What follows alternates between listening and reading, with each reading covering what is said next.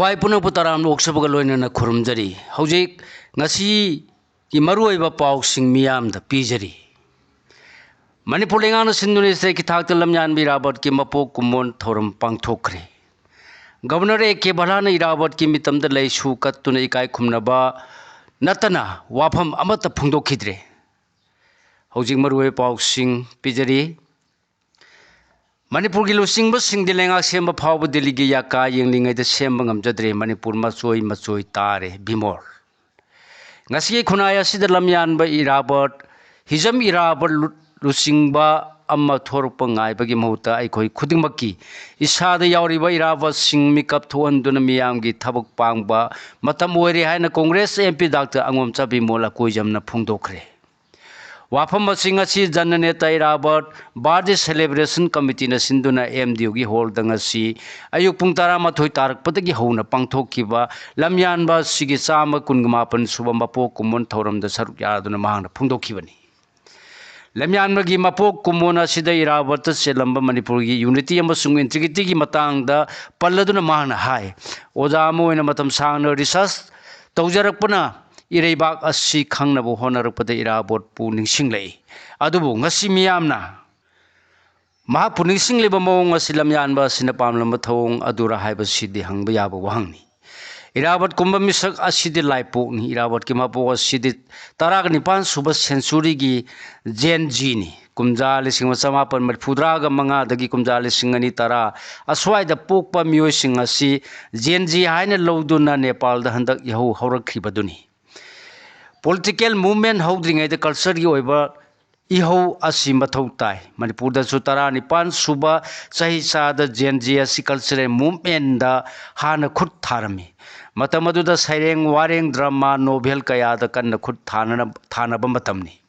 Dr. Lamabam Kamal gi mitei sanu haiba saireng asina Manipur literature amuk haurpagi mami sauna tari kumjali sing masamapan kungi matam dagi Manipur literature gi iho kan haurak tunanga sigi thak asida leibangam lebani tarawapan suba sahi sagi loram dai dagi na politics ta amuk khut tharpani ngasigi mirondi Irabat ki photo da lei katlaba su Irabat ki maram dadi phajana khangdrabra haiba si hangba yaba wahang oire tungda lakadaba singbu miyeng sana uramba misak adubu lamyan ba haiduna singthana bani tungda lakadaba singi mami singa mifamgi warepta chawna taki apunba Manipur gi manglan jat bijat kanglu phurki khenaba thamdaba amadi amanga singi sanabigi mayokte Irabana leblami ma ki wakhalon mayam asi khanglaba mahana tawramba thabaki khudung inba miyoi kayana mahaki mami da lei katlibage hangki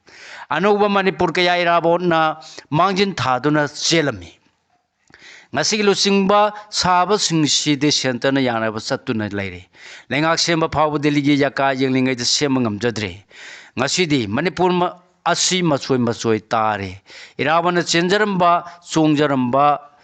chongjaramba punamak aremada tarbra hangki aikoi khudimangna Irabot kumba lusingba amba thorpa ngaibagi mahutta aikoi gi isagi manungda yauriba Irabot asi mikap thohanduna thabak tawba changi haiki Speaker na tharumgi mangoina yaifa paujel pirakhrabsu governor na di pirakidre sai khargi mamandagi Manipur lengana singba sakhiba thangaibangi lila sing khonang khongda leiba Irabot Square da handak chahi gi sulamyan ba sigi sama kungama palak suba mapok kumon thoram governor Jay Kumar Balana Lusingri state ki thak ta pangthokre ngasi gi thoram da governor na lusingduna lamyan ba sigi mitam da haikat laikat tamduna mapung pha ba ikai khumnabu utki adumona lamyan ba hijam Irabot ki matang da governor na wafam amata phungdokki de panba yabadi ngasi gi thoram sigi mangoina na ngarang Manipur Legislative Assembly gi speaker Thokchom Saitrabatan Kuyek Piduna Mangjona na miyam da yaifa paujen pirakibani lamyan ba sibutungi miyeng sana ubanga malusing mani amasung social reformer aiba masung dramatist ni haiduna singthar kibadana tana asumbagi damak punsi kathokhiba amasung manaba khunai ama lehenduna Manipur pa saukhatpa Maikai da purakna ba honarambani haina singthakibani adubu governor gi Maikai da gi lamyan ba sigi matang da ngasigi thauramga mari leinana kariguma wafam amata phungdokhidi hairi makata ba pau pijari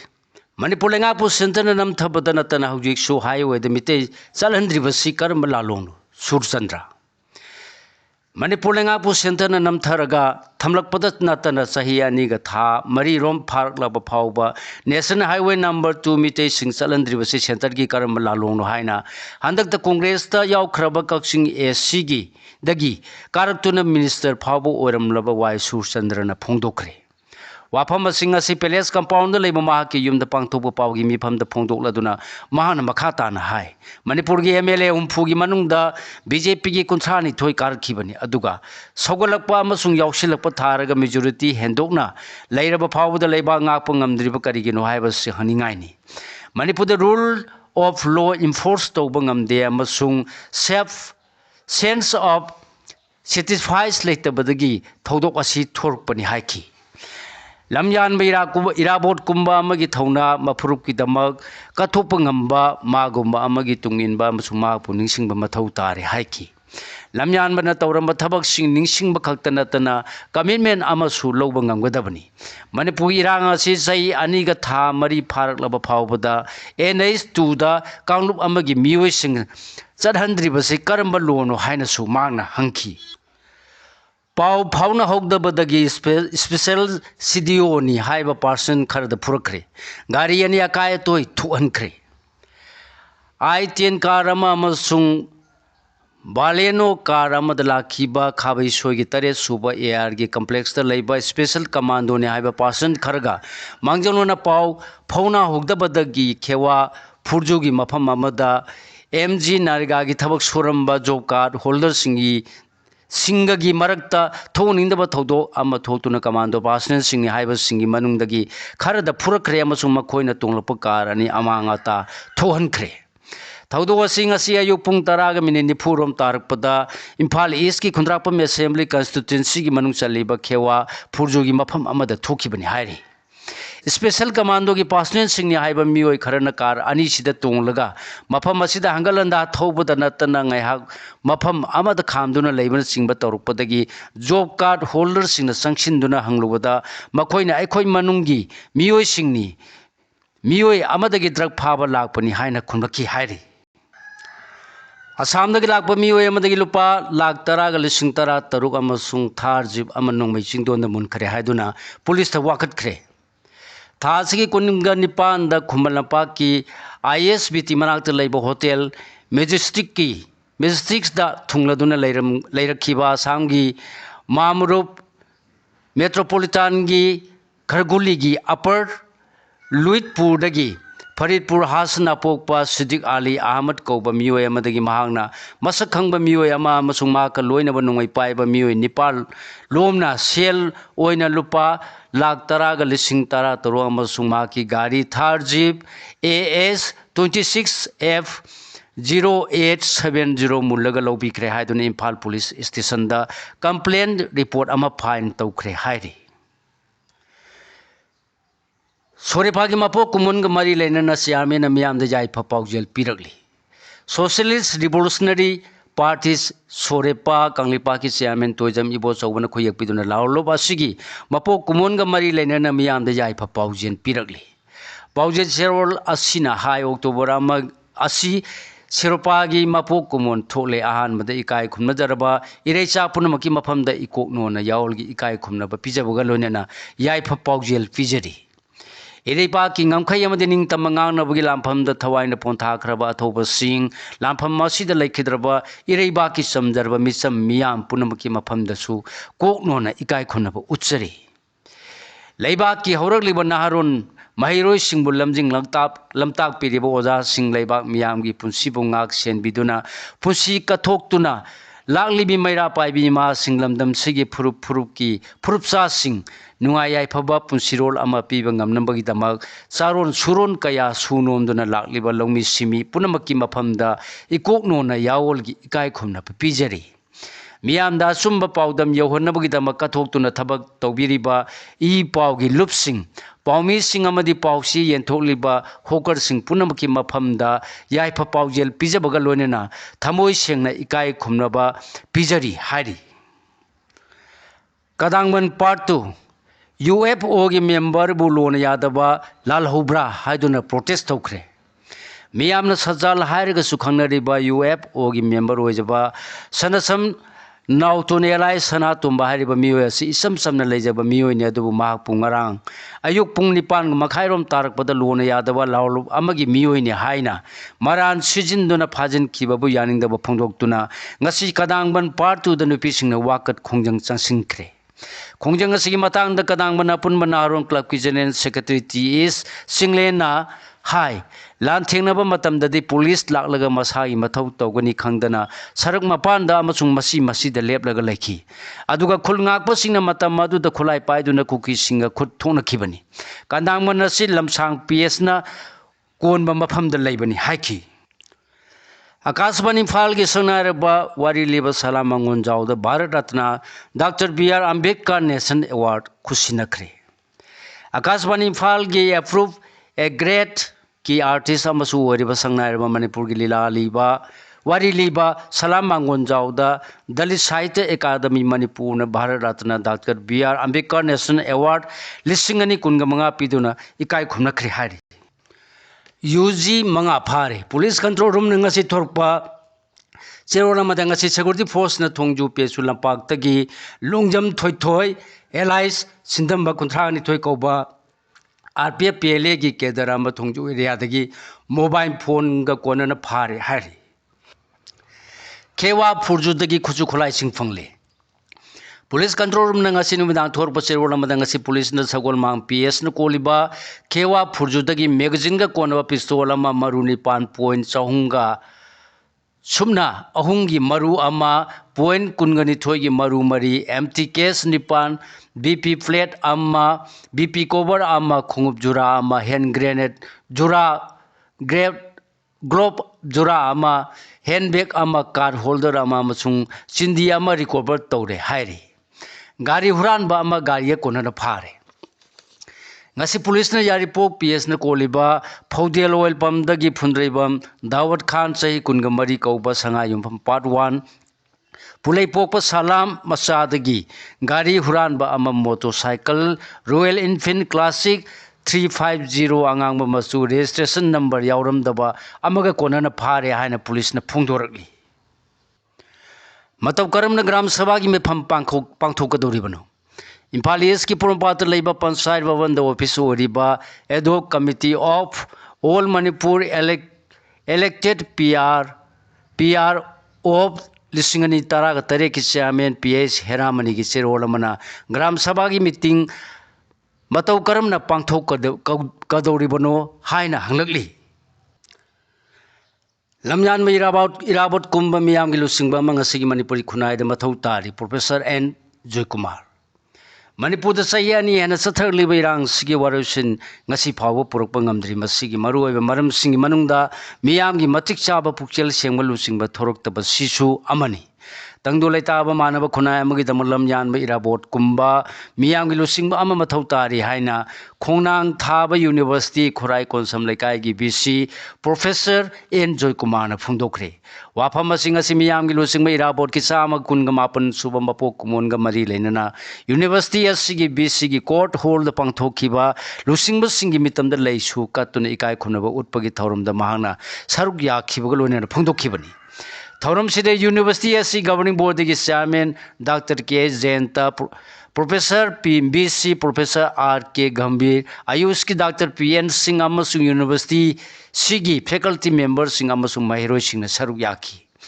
अमरोमदा Kakching district की तोंगान तोंगान मफम Singh the सुलमयान बा इराबोर की चाम कुनगमापन सुबा मपोक नुमित की थौरम पाकसन पांगथोनखरे जननेता इराबोनी सिंह लुप JNINL कक्सिंग सिंधुना ngasi कक्सिंग कैथेल द लेबा इराबोट पाक द लुसिंगबा सिगी मपोक नुमित थौरम पांगथोकरे थौरम सिदा Manipur commission for protection of child rights की चेयरपर्सन कैसाम प्रदीप कुमार ना थोइबा मिथुंग निंगसिंग लुप की प्रेसिडेंट KH सूरजी न थौरम मपु अमदी कक्सिंग म्युनिसिपल काउंसिल की चेयरपर्सन वरम नावरेम शांति कुमार कक्सिंग बाजार बिजनेस वेलफेयर एसोसिएशन की प्रेसिडेंट Y राजेंद्र मसुंग इमेज पाउदंग की चीफ एडिटर उत्तम कुमार नावरेम ना अखंडब मिथुंग सिंह ओइना सरुक याखी हाइरी युवा हाखिबगी महै ngasi meraगे nipani panba lepak pupa numit ke ayuk pung taruk ka minute tara taba matamda Manipur da Richter scale 4.7 da yuwa hakre hairi ong na puba pungpham da lingi khongsat lom da yuwa habana aphapata yanai angam athogi masa masu amasu angam makok mari soe I nai taba pi hairi miho langpo kali ana ayek toina pi kanglipa sida ki khang thok tanaba maisa langba si ana thogon biganu haina lining thosana mai amadi ima leimarin sida bida athen port kachaduna thongni si haina LSTB gi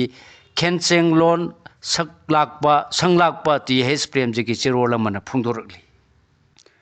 lomi singba wang thakta ikai khumna si CS Basudha Saukhatpana kham thenglaba sulongmi simina chinjak puthoktrabadi punam arema ogedawribani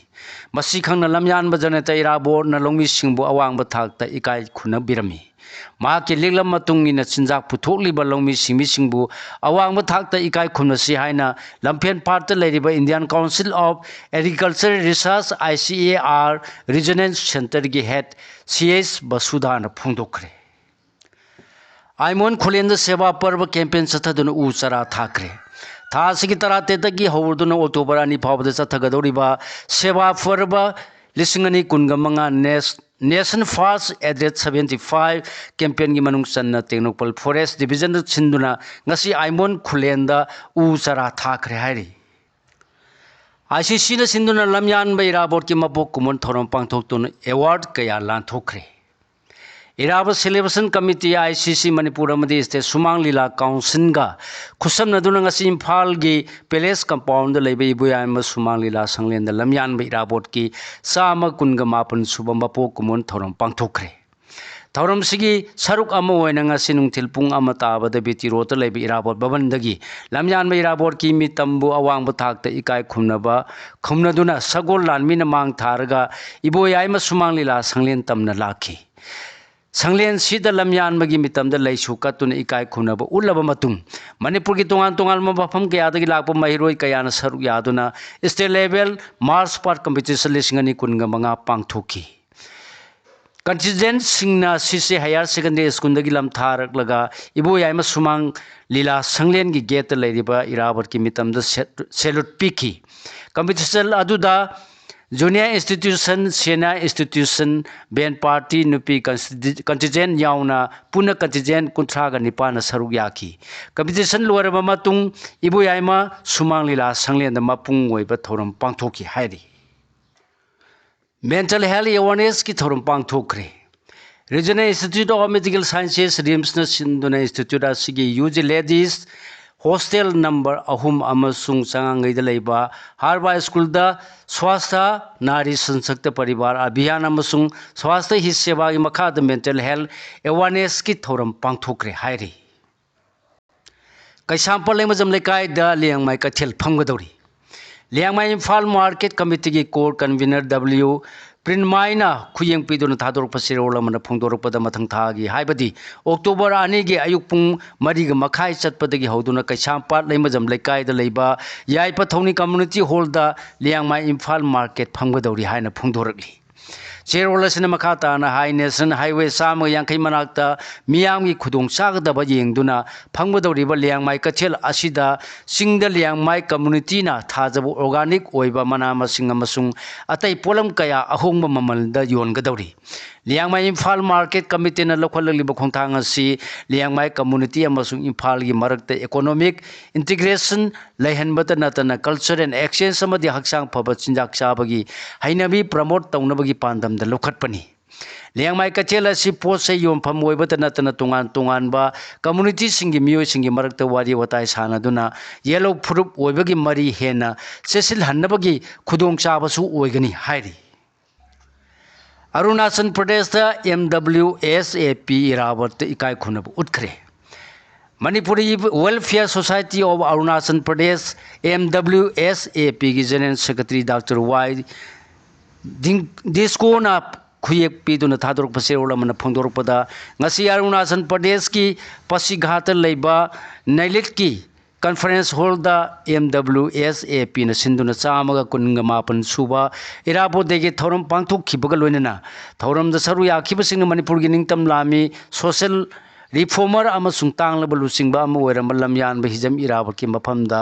लई कतुना इकाय खुमनबा उठख्रे हाइरि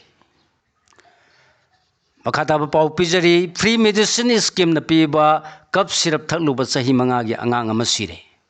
राजस्थान लेंगा की free medicine scheme की मखादा पीबा cup syrup थकलुबदगी सिका district की मनुंग सनबा खोरी ब्राह्मणन खुंगंगदगी नितिश कौबा सही मंगा खतंगारी नुपा मचा अमा सिरे हाइरि नुपा मचा असि नुमिनिनी हुमने लाइहौ अमसुंग लोक का हेन खुबन मरम ओइरगा युमदगी चथोक्तन लेरखिबनी नुपा मचा सिगी ममाना चिराना CIC दगी राजस्थान लेंगा की फ्री मेडिसिन स्कीम की मखादा सप्लाई तौबा कप सिरप पुदुना लाक्लगा पिथक्की अदुबु कप सिरप अदु थलुबदगी नुपा मचा सिगी लायोंग हेंजिलक्तुना अनकपदा लैबा लायंग संगदा पुखटकी अदुबु मा लायंग संग अदुदा कनबंगमदना लेखिदबनी हाइरि नुपा मचा सिगी इमुंग मनुंगना पोस्टमार्टम तौसी हाइबा यादवा हक्चांग अदु पुदुना चटकी अदुबु लोकल सिंगना नुपा मचा सि कप सिरप थकपु ओइगनी हाइना फोंदोंनरखी लोकल सिंगना थाजरिबसी नुमित खरनेगी ममांगदा सब मानबा कप सिरप थकलुबा अजितगढ़ एरिया गी नुपा मचा अनि अमसु लायोंग खंगदना नारकपना मरम ओरगा लायंग संगदा लायंग चथखिबा लेबननी हाइरि स्टेटवुड की दम BJP के अलायंस सेमगदबगी सरुक फम थादोकनी ओमर अब्दुल्ला यूनियन टेरिटरी ओरिबा जम्मू एंड कश्मीर दा स्टेटवुड हंजिनहनबगी प्रोसेस थुजिलहनबगी BJP के अलायंस सेमदुना चमिनगदबगी सरुक चीफ मिनिस्टर की फम थादोकनी हाइना जम्मू एंड कश्मीर की चीफ मिनिस्टर अमर अब्दुल्ला ने फोंदोखरे अनंतनाग डिस्ट्रिक्ट की आसाबल एरिया मियाम वांग उमर अब्दुल्ला ने हाई जम्मू एंड कश्मीर स्टेटवुड हंजिलहनबगी मतंगदा सेंट्रल लेंगाक पाइरिबा BJP गा नत्रगा अतोप पार्टी सिंगा पुनसिंदुना कंप्रोमाइज तौगदब लेते स्टेटवुड हंजिलहनबगी मतंगदा हिरम अमतद जम्मू एंड कश्मीर की लेंगांगना कोमथोकदबा लेते मियामबु सेम सारे हाइबदी जम्मू एंड कश्मीर लेंगाक खंगन बिरउ मतम अदुदा लेंगाकना मखल खुदिमक की थबक थौरम सिंह लौखनब सेम सारे जम्मू एंड कश्मीर स्टेटवुड हंजनहनबदा यूनियन टेरिटरी असिगी लेंगाक BJP यावहनबा मथौ ताय हायरबदी चीफ मिनिस्टर फम थादोकनी मफम असिदा लेरिबा MLA अमदा चीफ मिनिस्टर ओहेंदुना BJP गा लोइनना लेंगाक सेमजखो जम्मू एंड कश्मीर मिखल पांथोक्तुना नौबा लेंगाक सेमखिबा मतम अदुदा BJP याहोलकलबदी स्टेटवुड हंजिनबसी थुजिलमसु याय अदुबु जम्मू एंड कश्मीर स्टेटवुड हंजिलहनबा हाइबसिदि लमदम असिगी मियामगी हकनी पिफम थोपनी हाइखी करूर की नेशनबगी थौदो अदु विजयना MK स्टालिन द ताइनखरे तमिलनाडु की करूर द अटैक पॉलिटिशियन विजय की कैंपेन रैली द नेशनबगी थौदोक थोक्तोना मियो निफुमाथोय सिखरबा मतुंग अहानबो ओइना एक्टर पॉलिटिशियन विजयना वीडियो की खुथांग द मियामदा वांगल खिबदा नेशनबगी थौदोक अदु तमिलनाडु की चीफ मिनिस्टर MK स्टालिन न ताइनखरे एक्टर पॉलिटिशियन विजयना फोंदोखिबदा असिगुंबा कैंपेन रैली असि डिस्ट्रिक्ट मंगा द पांथोक्तुना लाखि अदुबु लाइबक थिबा थौदो असि करूरदा कमदौना थोखिबनो हाइबा सिसिंग निंगाय ओय मियामनदी असेंगबा खंगरंगनी थौरंगदम पिरखिबा वाफम अदुला लेप्तना सिक्योरिटी की ओइबा सना कांगलोल अमत कायदना वांगांखि अदुबु लाइबक थिबा थौदो असि इनसिनदुना थोनखिबा ओइगनी CM स्टालिन आइंगोंदा लमन खुमनिंगलबसु आइहाग युमदा नत्रगा ऑफिसदा अदुमक लेगनी नंगना तौनिंगबा तौरकपदा आइना कीदुना चेंगदबा नत्ते अदुबु मियामददी अमुक हन्ना सोहनगनु हाइखी international day of non violence की मांगोइना महात्मा गांधी की मितम थुगारमले international day of non violence की मांगोइना लांदागी तालिसोक स्क्वाड खिनबा महात्मा गांधी की मितम ngarang थुगारमले गांधी की मितम थुगारम अदुदा लंदन द लेबा इंडिया की हाई कमीशन ना अकनबा मवोंग यानिंदबा फोंदोपग लोनेना थवोंग अदुबु नॉन वायलेंस की वाखलोन द वायलेंस की एटेक सथबनी हाइकी इंडियन हाई कमीशन थौदोस की मतंग यामना हक्सिन लौबग लोनेना लोकल अथॉरिटी द मितम सिबु थुगारम सिंगी मथक्ता अकनबा थबक सिंग लखनबा फोंदोखिबग लोनेना मितम असि अमुक हना समजिनबा अथॉरिटी सिंग द फोंदोखरे हाइरि जेनजी की खोंजंग मतुंगदा मदस्कर की लेंगांग मुथतखरे ꯃꯩ ꯑꯃꯁꯨꯡ ꯏꯁꯤꯡ ꯃꯇꯝ ꯆꯥꯅ ꯑꯃꯁꯨꯡ ꯃꯔꯥꯡ ꯀꯥꯏꯅ ꯐꯪꯍꯟꯗꯦ ꯍꯥꯏꯕꯒꯤ ꯃꯔꯥꯜ ꯁꯤꯔꯗꯨꯅ ꯃꯁꯤꯡ ꯌꯥꯝꯂꯕ ꯃꯗꯥꯒꯁꯀꯔꯒꯤ ꯅꯍꯥꯁꯤꯡꯅ ꯆꯪꯁꯤꯟꯈꯤꯕ ꯏꯍꯧ ꯑꯃꯅ ꯃꯔꯝ ꯑꯣꯏꯗꯨꯅ ꯂꯩꯕꯥꯛ ꯑꯗꯨꯒꯤ ꯄ꯭ꯔꯁꯤꯗꯦꯟꯠ ꯑꯦꯟꯗ꯭ꯔꯤ ꯔꯥꯖꯣꯂꯦꯟꯅ ꯃꯍꯥꯛꯀꯤ ꯂꯩꯉꯥꯛ ꯃꯨꯊꯠꯈ꯭ꯔꯦ ꯍꯥꯏꯔꯤ꯫ ꯂꯩꯕꯥꯛꯀꯤ ꯇꯦꯂꯤꯚꯤꯖꯟꯗ ꯉꯔꯥꯡ ꯐꯣꯡꯗꯣꯛꯈꯤꯕ ꯋꯥꯔꯣꯜ ꯑꯃꯗ ꯄ꯭ꯔꯁꯤꯗꯦꯟꯠ ꯑꯦꯟꯗ꯭ꯔꯤꯅ ꯃꯍꯥꯛꯀꯤ ꯂꯩꯉꯥꯛꯀꯤ ꯃꯤꯑꯣꯏ ꯈꯔꯗ ꯁꯤꯟꯅꯈꯤꯕ ꯊꯕꯛꯁꯤꯡ ꯃꯄꯨꯡ ꯐꯥꯅ ꯄꯥꯡꯊꯣꯛꯂꯝꯗꯕ ꯑꯗꯨꯒꯤꯗꯃꯛ ꯃꯤꯌꯥꯝꯗ ꯉꯥꯛꯄꯤꯅꯕ ꯍꯥꯏꯖꯈꯤ꯫ ꯃꯁꯤꯡ ꯌꯥꯝꯂꯕ ꯖꯦꯟ ꯖꯤ ꯈꯣꯡꯖꯪꯂꯣꯏꯁꯤꯡꯅ ꯑꯗꯨꯅ ꯍꯧꯈꯤꯕ ꯂꯩꯕꯥꯛꯄꯣꯛꯄ ꯅꯨꯃꯤꯠꯇꯒꯤ ꯃꯗꯥꯒꯁꯀꯔꯒꯤ ꯁꯤꯇꯤꯁꯤꯡꯗ ꯑꯩꯈꯣꯏ ꯍꯤꯡꯕ ꯄꯥꯝꯃꯤ ꯍꯥꯏꯕ ꯈꯣꯜꯂꯥꯎꯁꯤꯡ ꯂꯥꯎꯗꯨꯅ ꯈꯣꯡꯖꯪ ꯆꯪꯁꯤꯟꯈꯤ꯫ ꯁꯦꯀ꯭ꯌꯨꯔꯤꯇꯤ ꯐꯣꯔꯁꯅ ꯈꯣꯡꯖꯪ ꯑꯗꯨ ꯅꯝꯊꯅꯕ ꯍꯣꯠꯅꯕꯗ ꯃꯤꯑꯣꯏ 22 ꯁꯤꯈꯤ ꯑꯃꯁꯨꯡ 100ꯅ ꯁꯣꯛꯍꯟꯈꯤꯕꯕꯨ UN ꯍ꯭ꯌꯨꯃꯦꯟ ꯔꯥꯏꯠꯁ ꯆꯤꯐꯅ ꯑꯀꯟꯕ ꯃꯑꯣꯡꯗ ꯌꯥꯅꯤꯡꯗꯕ ꯐꯣꯡꯗꯣꯛꯄꯒ ꯂꯣꯏꯅꯅ ꯁꯦꯀ꯭ꯌꯨꯔꯤꯇꯤ ꯐꯣꯔꯁꯅ ꯃꯤꯆꯝ ꯃꯤꯌꯥꯝꯗ ꯈꯨꯠ ꯊꯥꯗꯨꯅ ꯇꯥꯊꯤ ꯇꯥꯑꯣꯏꯅꯕꯒꯤ ꯊꯕꯛꯁꯤꯡ ꯆꯠꯊꯔꯦ ꯍꯥꯏꯅ ꯃꯔꯥꯜ ꯁꯤꯔꯛꯂꯤ꯫ ꯍꯧꯖꯤꯛ ꯁꯥꯟꯅꯕꯒꯤ ꯄꯥꯎ ꯑꯃꯨꯛ ꯄꯤꯖꯔꯤ꯫ ꯊꯧꯕꯥꯜ AFCꯅ 99 ꯕ꯭ꯔꯗꯔꯁ ꯆꯔꯥꯡꯄꯥꯠ ꯃꯥꯏꯊꯤꯕ ꯄꯤꯔꯝꯂꯒ ꯆꯦꯝꯄꯤꯌꯟ ꯑꯣꯏꯕ ꯉꯝꯈ꯭ꯔꯦ꯫ ꯈꯥꯡꯉꯕꯣꯛ ꯌꯨꯊ ꯐꯨꯠꯕꯣꯜ ꯑꯦꯁꯣꯁꯤꯌꯦꯁꯟ KYFAꯅ ꯁꯤꯟꯗꯨꯅ ꯍꯧꯈꯤꯕ ꯖꯨꯂꯥꯏ 19ꯗꯒꯤ ꯇꯤꯝ 17ꯅ ꯁꯔꯨꯛ ꯌꯥꯗꯨꯅ ꯈꯥꯡꯉꯕꯣꯛ ꯁꯦꯔꯥꯄꯨꯔ ꯄꯕ꯭ꯂꯤꯛ ꯒ꯭ꯔꯥꯎꯟꯗ ꯆꯠꯊꯈꯤꯕ ꯑꯅꯤꯔꯛꯁꯨꯕ state level 9A side open Khangabok trophy football tournament 2025 ꯉꯁꯤ ꯂꯣꯏꯁꯤꯟꯈꯤꯕꯒ ꯂꯣꯏꯅꯅ ꯂꯣꯏꯁꯤꯟꯕ ꯅꯨꯃꯤꯠꯇ ꯁꯥꯟꯅꯈꯤꯕ ꯐꯥꯏꯅꯦꯜ ꯃꯦꯆꯇ ꯊꯧꯕꯥꯜ AFCꯅ 39 ꯕ꯭ꯔꯗꯔꯁ ꯆꯔꯥꯡꯄꯥꯠ ꯃꯥꯏꯊꯤꯕ ꯄꯤꯔꯝꯂꯒ ꯋꯤꯅꯔ ꯑꯣꯏꯕ ꯉꯝꯈ꯭ꯔꯦ ꯍꯥꯏꯔꯤ꯫ ꯍꯦꯔꯤꯇꯦꯖ ꯀꯟꯚꯦꯟꯠ ꯎꯔꯤꯄꯣꯛ ꯕꯥꯆꯁꯄꯇꯤ ꯂꯩꯀꯥꯏꯅ ꯄꯣꯏꯟꯠ 393.5 ꯐꯪꯂꯒ ꯑꯣꯚꯔꯑꯣꯜ ꯇꯤꯝ ꯆꯦꯝꯄꯤꯌꯟ ꯑꯣꯏꯈ꯭ꯔꯦ꯫ ꯗꯤ ꯆꯦꯁ ꯑꯦꯀꯥꯗꯃꯤ DCAꯅ ꯁꯤꯟꯗꯨꯅ ꯊꯥ ꯑꯁꯤꯒꯤ 29ꯗꯒꯤ ꯍꯧꯔꯒ ꯎꯔꯤꯄꯣꯛ ꯕꯥꯆꯁꯄꯇꯤ ꯂꯩꯀꯥꯏꯗ ꯂꯩꯕ ꯍꯦꯔꯤꯇꯦꯖ ꯀꯟꯚꯦꯟꯠ ꯁ꯭ꯀꯨꯜꯗ ꯆꯠꯊꯈꯤꯕ ꯑꯅꯤꯔꯛꯁꯨꯕ DCA inter school chess tournament 2025 ꯉꯁꯤ ꯂꯣꯏꯁꯤꯟꯈꯤꯕꯒ ꯂꯣꯏꯅꯅ ꯍꯦꯔꯤꯇꯦꯖ ꯀꯟꯚꯦꯟꯠ ꯎꯔꯤꯄꯣꯛ ꯕꯥꯆꯁꯄꯇꯤ ꯂꯩꯀꯥꯏꯅ ꯄꯣꯏꯟꯠ 393.5 ꯐꯪꯂꯒ ꯑꯣꯚꯔꯑꯣꯜ ꯇꯤꯝ ꯆꯦꯝꯄꯤꯌꯟ ꯑꯣꯏꯕ ꯉꯝꯈ꯭ꯔꯦ ꯍꯥꯏꯔꯤ꯫ ꯃꯅꯤꯄꯨꯔꯗ ꯄꯨꯟꯅ ꯄꯣꯏꯟꯠ 63 ꯐꯪꯂꯒ ꯇꯤꯝ ꯆꯦꯝꯄꯤꯌꯟ ꯑꯣꯏꯕ ꯉꯝꯈ꯭ꯔꯦ꯫ ꯁꯔꯤꯠ-ꯁꯔꯥ ꯐꯦꯗꯔꯦꯁꯟ ꯑꯣꯐ ꯏꯟꯗꯤꯌꯥꯒꯤ ꯃꯤꯠꯌꯦꯡ ꯃꯈꯥꯗ ꯁꯔꯤꯠ-ꯁꯔꯥ ꯃꯥꯔꯁꯦꯜ ꯑꯥꯔꯠꯁ ꯑꯦꯁꯣꯁꯤꯌꯦꯁꯟ ꯑꯁꯥꯝꯅ ꯌꯨꯝꯕꯨ ꯑꯣꯏꯗꯨꯅ ꯅꯨꯃꯤꯠ 5ꯅꯤ ꯆꯨꯞꯅ ꯆꯠꯊꯈꯤꯕ ꯑꯅꯤꯔꯛꯁꯨꯕ ꯅꯦꯁꯅꯦꯜ ꯁꯦꯅꯤꯌꯔ ꯁꯔꯤꯠ-ꯁꯔꯥ ꯐꯦꯗꯔꯦꯁꯟ ꯀꯞ 2025 ꯉꯁꯤ ꯂꯣꯏꯁꯤꯟꯈꯤꯕꯒ ꯂꯣꯏꯅꯅ ꯃꯅꯤꯄꯨꯔꯅ ꯄꯨꯟꯅ ꯄꯣꯏꯟꯠ 63 ꯐꯪꯂꯒ ꯇꯤꯝ ꯆꯦꯝꯄꯤꯌꯟ ꯑꯣꯏꯕ ꯉꯝꯈ꯭ꯔꯦ ꯍꯥꯏꯔꯤ꯫ ꯗꯤꯁꯇ꯭ꯔꯤꯛ ꯁ꯭ꯄꯣꯔꯠꯁ ꯑꯦꯁꯣꯁꯤꯌꯦꯁꯟ ꯀꯛꯆꯤꯡꯅ ꯁꯤꯟꯗꯨꯅ ꯑꯦꯁꯣꯁꯤꯌꯦꯁꯟ ꯑꯁꯤꯒꯤ ꯄ꯭ꯂꯦꯒ꯭ꯔꯥꯎꯟꯗ ꯆꯠꯊꯔꯤꯕ 22ꯔꯛ ꯁꯨꯕ KSS Kishukumar memorial first division football tournament 2025ꯒꯤ ꯉꯁꯤ ꯁꯥꯟꯅꯈꯤꯕ ꯇꯣꯉꯥꯟꯕ ꯃꯦꯆꯁꯤꯡꯗ UBSA ꯃꯥꯟꯇꯛꯅ ꯋꯥꯂꯤꯗ ꯋꯥꯕꯒꯥꯏ ꯑꯗꯨꯒ PSC ꯇꯣꯞꯄꯁꯤꯡꯅ KFC ꯀꯛꯆꯤꯡ ꯃꯥꯏꯊꯤꯕ ꯄꯤꯈ꯭ꯔꯦ꯫ ꯉꯁꯤ ꯑꯍꯥꯟꯕ ꯒ꯭ꯔꯥꯎꯟꯒꯤ ꯃꯦꯆ ꯑꯣꯏꯅ UBSA ꯑꯃꯁꯨꯡ ꯋꯥꯂꯤꯗꯥꯒꯤ ꯃꯔꯛꯇ ꯂꯝꯕꯥ ꯇꯧꯅꯈꯤ꯫ ꯇꯤꯝ ꯑꯅꯤꯒꯤ ꯃꯔꯛꯇ ꯁꯥꯟꯅꯈꯤꯕ ꯃꯦꯆ ꯑꯗꯨꯒꯤ ꯑꯣꯏꯅ ꯅꯥꯀꯜ ꯑꯅꯤꯃꯛꯀꯤ ꯁꯥꯟꯅꯔꯣꯏꯁꯤꯡꯅ ꯆꯥꯡꯆꯠꯇ ꯍꯩꯁꯤꯡꯕ ꯃꯥꯟꯅꯅ ꯁꯥꯟꯅꯕ ꯉꯝꯈꯤꯕꯅ ꯃꯔꯝ ꯑꯣꯏꯔꯒ ꯑꯃꯅ ꯑꯃꯒꯤ ꯃꯥꯏꯀꯩꯗ ꯄꯥꯟꯖꯤꯜ ꯆꯟꯅꯕ ꯍꯣꯠꯅꯈꯤꯕꯁꯤꯡ ꯃꯥꯏ ꯄꯥꯛꯄ ꯉꯝꯈꯤꯗꯦ꯫ ꯃꯦꯆ ꯑꯗꯨꯒꯤ 38 ꯁꯨꯕ ꯃꯤꯅꯤꯠꯇ UBSAꯒꯤ LB ꯖꯣꯁꯦꯐꯅ ꯄꯥꯟꯖꯤꯜ ꯑꯃ ꯆꯟꯕ ꯉꯝꯈꯤꯕꯒ ꯂꯣꯏꯅꯅ ꯑꯍꯥꯟꯕ ꯍꯥꯞ ꯂꯣꯏꯕ ꯐꯥꯎꯕꯗ ꯋꯥꯂꯤꯗꯥꯗꯒꯤ ꯄꯥꯟꯖꯤꯜ ꯑꯃ 0ꯗ ꯃꯥꯡꯖꯤꯟ ꯊꯥꯔꯒ ꯂꯩꯕ ꯉꯝꯈꯤ꯫ ꯑꯅꯤꯁꯨꯕ ꯍꯥꯞ ꯁꯥꯟꯅꯈꯤꯕ ꯑꯗꯨꯗ ꯋꯥꯂꯤꯗꯥꯒꯤ ꯃꯥꯏꯀꯩꯗꯒꯤ ꯏꯀ꯭ꯋꯦꯂꯥꯏꯖꯔ ꯑꯣꯏꯒꯗꯧꯔꯤꯕ ꯄꯥꯟꯖꯤꯜ ꯑꯗꯨ ꯆꯟꯕ ꯉꯝꯅꯕ ꯀꯟꯅ ꯍꯣꯠꯅꯈꯤ ꯑꯗꯨꯕꯨ ꯃꯦꯆꯀꯤ ꯑꯄꯤꯕ ꯑꯔꯣꯏꯕ ꯃꯇꯝ ꯐꯥꯎꯕꯗ ꯄꯥꯟꯖꯤꯜ ꯍꯟꯗꯣꯛꯄ ꯉꯝꯈꯤꯗꯕꯅ ꯃꯔꯝ ꯑꯣꯏꯔꯒ ꯃꯦꯆ ꯑꯗꯨ UBSA ꯄꯥꯟꯖꯤꯜ ꯑꯃ 0ꯗ ꯃꯥꯏ ꯄꯥꯛꯈꯤꯕꯅꯤ꯫ ꯑꯃꯔꯣꯝꯗ AFCꯒꯤ ꯀꯛꯆꯤꯡ ꯑꯃꯁꯨꯡ PFC ꯇꯣꯞꯄꯁꯤꯡꯒꯤ ꯃꯔꯛꯇ ꯁꯥꯟꯅꯈꯤꯕ ꯃꯦꯆ ꯑꯗꯨꯒꯤ ꯑꯣꯏꯅ PFC ꯇꯣꯞꯄꯁꯤꯡꯅ ꯕꯣꯜ ꯍꯦꯟꯅ ꯄꯥꯏꯗꯨꯅ ꯁꯥꯟꯅꯕ ꯉꯝꯈꯤꯕꯒ ꯂꯣꯏꯅꯅ ꯃꯦꯆ ꯑꯗꯨ PFC ꯇꯣꯞꯄꯁꯤꯡꯅ ꯄꯥꯟꯖꯤꯜ 0ꯗ ꯃꯥꯏ ꯄꯥꯛꯈꯤ ꯍꯥꯏꯔꯤ꯫ ꯁꯤꯒ ꯂꯣꯏꯅꯅ ꯂꯣꯏꯖꯔꯦ ꯉꯁꯤ ꯐꯣꯡꯕ ꯍꯨꯌꯦꯟꯂꯥꯟ ꯄꯥꯎꯆꯦꯗꯒꯤ ꯈꯣꯝꯖꯤꯟꯖꯕ ꯃꯔꯨꯑꯣꯏꯕ ꯄꯥꯎꯁꯤꯡ ꯈ꯭ꯋꯥꯏ ꯄꯨꯝꯅꯃꯛꯄꯨ ꯑꯃꯨꯛꯀ ꯍꯟꯅ ꯈꯨꯔꯨꯝꯖꯔꯤ꯫